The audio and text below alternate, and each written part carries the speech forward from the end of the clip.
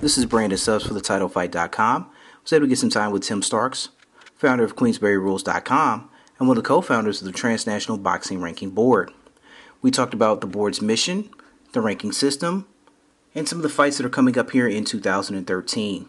Everybody knows you as being one of the founder here of the Queensberry Rules, but the big thing over the last 6 months that you've been a part of is now you're one of the co-founders here of the Transnational Boxing Ranking Board.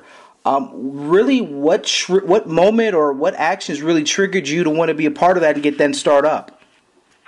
Well, it was actually a little bit of a group thing. There were a few of us who were on the Ring Magazine's ratings board and who really believed in what they were trying to do with their championship policy. And for different reasons. Cliff Rold and Spence Toledo are the other co-founders. They're guys who are kind of have a real historical bent to what they write about and what they care about. And they see some value in the historical aspect of it. They see value in the other aspects of it too, but one that I have always found compelling as it pertains to the idea of a true lineal champion. The guy who beats the guy who was the champ back when there were so many fewer belts. Is that if you're a sports fan and you don't follow boxing, there are a lot of reasons you might not be following the sport, but one of them, if you talk to anybody who doesn't follow boxing and ask why, I don't know what percentage of the time, but a pretty significant percentage of the time, someone will say, I don't really understand who the champions are. There's like so many belts, and it's confusing to them as an entry point to the sport and makes it so that, they don't care about it as much. So one of the things that's always been interesting to me about what Ring was trying to do was that they were making it easier for someone who didn't follow boxing to get into boxing. But Ring kind of screwed up their policy. What they did was they allowed a number one ranked fighter versus a number three ranked fighter at times to become champion, and that has been some of the more controversial decisions they've made over the years, like Vitaly Klitschko becoming lineal champion after fighting Corey Sanders. But then they extended it even further to allow someone ranked as low as number 5 to compete for the championship. And that struck the three of us as a bridge too far. It was too much of a dilution of the policy. That's why we have only number 1 versus only number 2 can be the champion, just to get rid of all the ambiguity and make it very clear. If you're one of the 2 best guys in the world, you can become a champion and nobody else. So we started up that. We were worried about Ring Magazine's ownership. A lot of those guys over there are great writers and editors. But we were worried about the fact that Golden Boy had kind of purged some of their leaders. We were worried about the makeup of a board that a lot of the people there were really active participants for that from around the world. They were mainly from America, and we have a lot of American members too. But we have a much greater diversity of people who are participating, and that's a real point of emphasis for us. So there are a few things the thing that really did it was Ring changing their policy, and then the three of us getting together and leaving the Ring ratings panel and saying somebody needs to do something to fill the void, because there is now a void. Okay, so it sounds like you guys, one of your main goals is to just make sure there's one champion per division that's kind of recognizable for not only the hardcore fans can say, okay, this guy at middleweight is the man, and then so the casual fans also can have some sort of name recognition to that division instead of, this guy owns this belt, but this guy owns 2 belts. Right. And one of the things that people say when they're critical of what we're doing is, well, no, the real fans recognize, the real fans know who the best guys are. And I'm not at all questioning the intelligence or wherewithal of the hardcore fans, but I can tell you this based on the feedback we get on the ratings, that there's we get a lot of people who say, that's crazy, how in the world can you have so-and-so number 1? Well, that's an issue. That there's not, there might be a rough consensus of who the real champions are. There might be a rough consensus of who the top 10 guys are, but there isn't one outlet or organization that's doing it in a regimented way that has completely credible ratings and policies And that's what we're trying to do for the real fans is to say, I mean, there's not the real fans, as though they're fake fans, but the fans, the real hardcore guys, to make it so, okay, you might disagree with the occasional rating we have, but you can look at our ratings and say, yes, on the whole, those are credible. I might nitpick about this, that, or the other thing.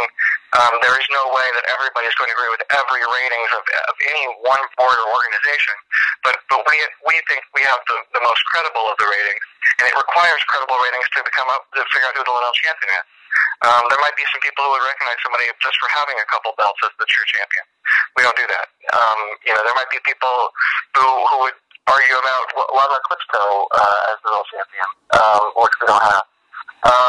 So the idea was just, yes, we care about what the hardcore fans think and what the history buffs think, and we want to be the custodians of that lineal championship. But yes, also to make it so that if you don't follow the sport on a regular basis, you can come to us and say, okay, is there a real guy at 168 or 105 who you can point out and say, yeah, that guy is undisputed.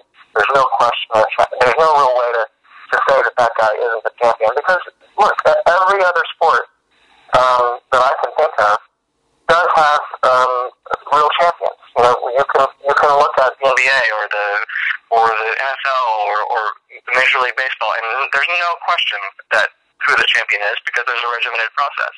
The closest thing in terms of major sports that doesn't have that, completely recognizable champion is college football. And, listen to anybody who follows college football, and I think a lot of them would tell you that they find that the most annoying part of the sport. So, where we have any kind of comparison with boxing to the way championships work, it's a problem and the closest comparison we have, too. It's something that regular sports fans, one of the reasons people watch is because they want to find out who's best. I mean, they want excitement, they want big plays, they want big knockouts, but a lot of people who follow sports want to know who's the best. And what happens when those two guys or those two teams face off? What happens? And we want to find out who's the real champion. Absolutely. That makes sense, all the sense in the world, and the college football analogy definitely hits close to home for me as being a college football fan. That's one of the biggest things. You have maybe the number one team in the country maybe playing the third team, depending on what ranking system you're looking at. So that definitely makes sense. Now, since you guys have gotten this established, have you received any backlash within the industry from fighters, from promoters, managers, other websites, magazines, since you guys have gotten up and running? I would not say from promoters or fighters. I think that those people are still becoming aware of us and what we're doing. We recognize that this is a slow climb that we're going to have to make here. We're going to have to be around for a while before people start really, really embracing us. What happened with Teddy Atlas on ESPN endorsing us, that was huge. That was huge for our recognition. We got a bunch more Twitter followers immediately. We got a lot of good feedback on our website. That was a big step. After we've been working at this for a while, we've had some attention here and there, but mostly small mentions. The ESPN then just did a story on it that was helpful. Well, you guys are interested, and that's going to help us. All of this kind of stuff is momentum that helps build us toward these power players in the sport recognizing us, and hopefully that'll continue to build. As far as other websites or other writers, sure, yeah, we've gotten a little bit of it. Ring Magazine's people have actually been pretty, they've not been harsh or rude to us for the most part. There are a couple writers who have been criticizing what we've been doing, and that's to be expected. The couple of the Max Boxing guys don't like it. They don't seem to get what we're trying to say here about the importance of rankings. It's not that we think that rankings will solve all of boxing's problems. Boxing has lots of problems. If you don't think that champions or rankings matter, that's fine. I don't think that you must be talking to very many casual fans, and you must not be talking to a subset of fans that do care about that, who the active fans. But overall, it's been really good feedback. I I thought it might be a little bit too much of crickets chirping that we hear, where we were just kind of like hearing this out in the void. But overall, I would say that it's a slow climb that started taking an upward turn that we're really happy with. All right. Now, one thing, right now you said, you guys only recognizing so many people there within boxing as being champions, as true lineal champions. You've got Chad Dawson, Andre Ward, Nolito Donaire. You're also recognizing a flyweight champion whose name I'm not even going to attempt because I know I'm going to butcher. One thing that kind of, just kind of caught my eye, I know you'd spoke on it, was the Klitschko brothers. Really with them really being right now the only two legit heavyweights that you can say, who would I want to watch fight? Really those two guys. Why not just put Klitschko up as heavyweight and just let the fans say, just pick whichever first name you want? Well, I understand why people recognize Klitschko as the champion. When Ring Magazine was the undisputed custodian of the championship lineage, they allowed Klitschko, they allowed Vladimir Klitschko to fight as number one and number three, and he became champion. Now, you could say that we did debate doing this, you could say, okay, well, why don't we just inherit the ring champion, since that's where we came from, we're the sort of grandfather of that in.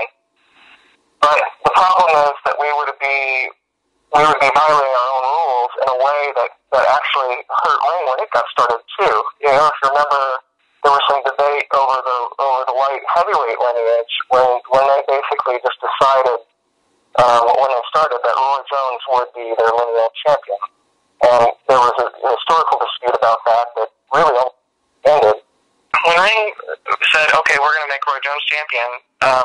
People thought that was. That seemed like it was manufactured. There was a historical debate about whether, someone else should be champion, and it just ended when, it just ended when Zolterdai retired and moved up to cruiserweight. He did both of those things, and it took both of those things for people to go, okay, fine, he's not the lineal champ, and they finally reestablished the lineage with, I'm actually just, my brain is going, I can't remember, it was Jean Pascal versus Chad Dawson. Mm-hmm. Yeah, that's what it was. So, we didn't want to get into a situation where we were changing our rules, even when there was someone who a lot of people thought had a solid claim on the lineage. Now, I do think that's an argument that will be resolved over time. That Vlad has a lot of years of boxing ahead of him. Vitaly doesn't have very many more, so there won't be a debate anymore about whether there should be some kind of exception for a guy not fighting his brother as a number one versus number two. Eventually there will be somebody who will be the number two challenger to Vladimir Klitschko, and the lineage will be reestablished when Vlad fights that person, and whoever wins, that'll be the champion, and there won't be a worry about it anymore. But we understand that there's going to be a little dispute over that particular one. We just decided to err on the side of really following our rules and not making it up as we go along, which is where we think Ring got into trouble in a few cases. Right on. Now, one thing I will ask you now, we're in the month of April, so the first quarter of the year is done. What do you think, as far as boxing goes, what fighter, what bouts, or what story you think maybe had the biggest impact so far here in 2013? Well, this is just me talking as this is not me talking for the board, this is me talking as another boxing writer.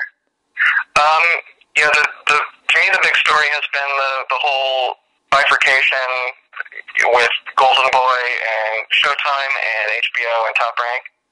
That's had the biggest impact, I think, on what kind of boxing we're getting.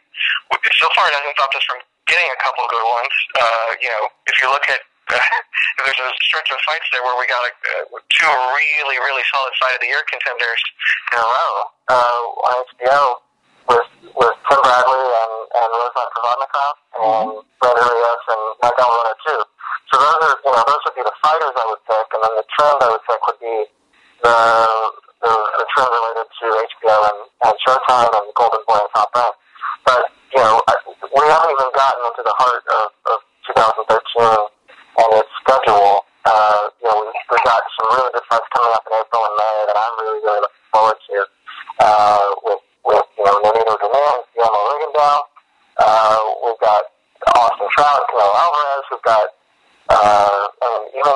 fight like Tyson Fury or Steve Cunningham is a really nice fight that might be flying under the radar because the schedule is so packed. Yeah, I really think the Cunningham Fury fight is going to be one of those. It's going to fly under the radar, unfortunately, because I want to say that's the same night as Trout and Canelo. It's going to fly under the radar, right, yeah. and a lot of people are going to miss it. But I think that may honestly steal the show and can really set the table up for a lot of things for the winner of the fight, especially if Fury can win here in the States. That could be really big for him and definitely give him the push and can help him get some name recognition over here across the pond, as they call it. So I definitely agree there. That was actually going to be my follow-up question is what are you looking at as being maybe the one thing that you're kind of saying here in the second quarter over the next 3 months is going to be maybe the big thing or the main thing fight fans should maybe focus their attention on? The one big thing. I think it really does just boil down to the fight on this one. There's always so much, there's so many storylines. The Transnational Boxing Rankings Board is one part of looking at what's wrong with boxing and trying to fix it. The performance enhancing drugs thing has been pretty huge the last year and a half, and I don't think it's going away anytime soon. But what I'm really thinking about the most right now, as a boxing writer, is hey, we've got some good fights coming up. Let's see what happens and see how these go, and see what kind of matchups they create. I mean, if you just look at what's going on with Bradley and Provodnikov and Rios and Alvarado, and then you look at someone like if you look at someone like Juan Manuel Marquez, who's got his next fight that he's got to figure out. You look at Manny Pacquiao, who's got his next fight he's got to figure out. There's a lot of good matchups that just come from those handful of fighters if you mix and match them. And if you look at what might be going on the Golden Boy Showtime side of things too, you look at the potential that Alvarez and Mayweather can meet up. I think that would be one of the bigger fights we've had in a couple of years at least, in terms of pay-per-view sales and in terms of fan attraction. That could be huge. So there's a lot to watch for on the trends and on the fighters in the fights. But for me, because those first couple months were just starved of quality boxing for the most part, I'm just thrilled that we're getting good boxing again here in these coming months. Absolutely, I couldn't agree with you more there. It's this last month, especially in the month of March, I felt like we were spoiled a bit, and we're really gonna really here the back end of this month going forward, we're gonna get just a buffet of action, and I just kind of hope the fights live up to the hype that they're getting kind of put underneath them. That's something I'm really looking forward to, the Trout Canelo fight. I honestly got to say, out of all of those here in the next month and a half, that's the one I'm kind of saying, Canelo's the name, but I really think Trout's going to beat him, and beat him relatively easy. I think I'm crazy on that, but that's just no, it's not. I think the easy part is the only part of what you said that I would think was even close to crazy, because that is the reason that fight is interesting, is because Alvarez might lose. Yeah. If there was no danger of it, it wouldn't be an interesting fight at all. That the stakes plus the difficulty of that style matchup plus how huge a step up Alvarez is taking just makes that a very dangerous fight, and that's why it's interesting. Alvarez is a decently fun fighter to watch. He's not in the class of, say, a Julio Cesar Chavez or a Brandon Rios in terms of action. And Austin Trout isn't either. I mean, I thought his fight with Cotto was pretty solid action, but he's not usually a guy who delivers that kind of action. There's so many different ways that boxing can create drama and excitement, and it's not only, although it is that too, it's not only the action-packed brawl. Those are a lot of fun, but I think there are a lot of other things that are fun about boxing, depending on what you care about. I care about a lot of the different kinds of fights and a lot of different kinds of fighters. So what I'm looking for usually is drama and unexpected, and I think that if you look at Alvarez Trout, I'm with you. That's of the fights that's on the schedule right now. That's the one I'm most excited about because of its ability to infuse that kind of drama and unexpected outcomes and stakes being so big. What's so interesting is I think that the Rigondeaux and Daenerys fight is kind of in a similar class, but it's slightly less likely to produce the kind of action I think Alvarez Trout will. But it's otherwise a very, very good fight between the guy who is the lineal 122-pound champion and the guy who is the number one contender on our rankings anyway. It's a really, really nice fight, and it's hard to choose between those two, but I'm with you. I go with Alvarez Trout. All right. We'll get you out of here on this one, Tim. If you had to make a Mount Rushmore boxing, 4 faces that you feel, in your opinion, that when you think of boxing, these are the 4 people you think of, who would those 4 people be? Oh man, are we talking all time or like right now? Just however you want to put it. You know, when you think of boxing, when you say, okay, this is why I love the sport, who would 4 people be, and maybe even tell us why you would put those 4 people's face in stone. Wow. Wow. Well, I think you got to go with Ali for sure. There's no doubt about his impact as a fighter on the world. I mean, I don't even feel like I need to explain that one. Everybody knows who Ali is, and everybody knows why he matters. I'm a big Sugar Ray Robinson guy, so I'd throw him on there. I think he's the best ever. I loved watching him fight. Anytime ESPN Classic comes on and there's a Sugar Ray Robinson marathon, I stop and watch it for a while because that is as good as boxing gets. And Uncle Roger Mayweather would completely agree with you on that one. That's right. He's one of the rare Michigan fighters that he'll acknowledge, right? Exactly. Where do I go next? It's not anything I thought about in that way. I don't know, you might have to go with Don King, or I think you might have to put a promoter on there, right? Yeah, absolutely. You go with the Don King, who is the guy who, or you go with the Bob Arum, who has been at it, almost the same amount of time, and is driving in a way Don King isn't. Or you go real far back to go with the Tex Rickard or someone like that. What do you think on that one? Because this is an issue I had with the Mount Rushmore of hip hop, right? You put on Dr. Dre just because he was a producer.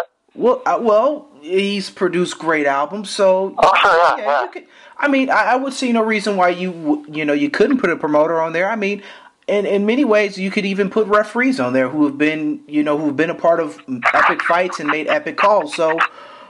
You just couldn't put any judges on the Mount Rushmore boxing. That's the one thing that you would not be allowed is to have a judge of any sort a part of any sort of Mount Rushmore boxing. No. Typically, I guess you could have generic annoying judge on the Mount Rushmore just because he's been influential to the outcome of so many fights, but not because you like him or admire him the way you would admire a president on Mount Rushmore. God, you're really stumping me on this. The first 2 were easy. I'm thinking about maybe Pacquiao just because he's in my lifetime, and just because he's been a fighter who, him and Mayweather have been the 2 guys. I'm one of those people who actually like Sugar Ray Leonard. A lot of people hate him. They don't, in the whole 4 Kings arrangement. I can't commit to this. You should have warned me you were going to ask. I would have put some thought into it. Well, just to kind of throw something out to you, my 4, and again, this really has nothing to do with really anything, is Miguel Cotto, because the guy always brings it. I love him, yeah. Never seen a fight of his where I was just like, this fight is lame. Never seen a fight like that.